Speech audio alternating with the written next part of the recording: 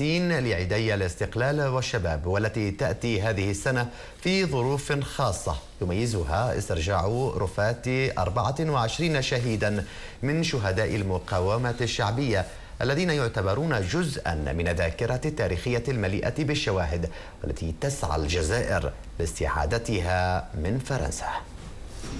الاحتفال بعيدي الاستقلال والشباب في الجزائر هذه السنة ليس عاديا. يوم أغر سيكون شاهدا على عودة الأبطال. 24 جمجمة من رفاة شهداء قادة المقاومة الشعبية استرجعوا اليوم من متحف الإنسان بفرنسا بعد أن ظلوا فيه أكثر من 170 سنة، ليحظوا أخيرا بحقهم في الدفن وسط شعبهم وفي تراب بلدهم الذي ضحوا من أجله بالنفس والنفيس لتحريره من براثن الاحتلال. العزة كل العزة للوطن، والمجد كل المجد للشهداء.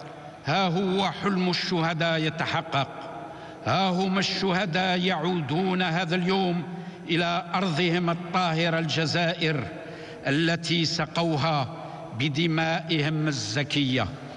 58 سنة من الاستقلال لم تنسي الجزائريين الجرائم التي ارتكبتها فرنسا، جرائم مع سبق الإصرار والترصد يتحرك نواب البرلمان الجزائري لتوثيقها في مشروع قانون يجرم الاستعمار. وما نرفضش الذاكرة الوطنية، لكن طلبنا بتجريم الاستعمار ويكون قانون خاصة يصدر من طرف البرلمان باش نجرم الاستعمار اجتماعيا سياسيا واقتصاديا، وراح تكون عنده أكيد مخلفات في المرحلة الجاية.